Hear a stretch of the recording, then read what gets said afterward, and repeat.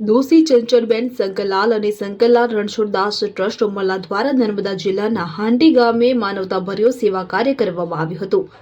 કડકડતી ઠંડીને ધ્યાનમાં રાખીને આશરે 100 થી વધુ જરૂરિયાતમંદોને ધાબળાનું વિતરણ કરવામાં આવ્યું અને આ સેવા કાર્યથી ગ્રામજનોમાં આનંદ અને સંતોષની લાગણી જોવા મળી હતી। ટ્રસ્ટ દ્વારા સમાજના ગરીબ અને વંચિત વર્ગ માટે સતત સેવા પ્રવૃત્તિઓ હાથ ધરવામાં આવતી હોવાની પ્રશંસા ગ્રામજનોએ કરી હતી। ધાબળા વિતરણ દરમિયાન ટ્રસ્ટના પ્રતિનિધિઓ તથા સ્થાનિક આગેવાનો ઉપસ્થિત રહ્યા હતા। અબ્દુલ રઉફ ખત્રી, ઉમલ્લા।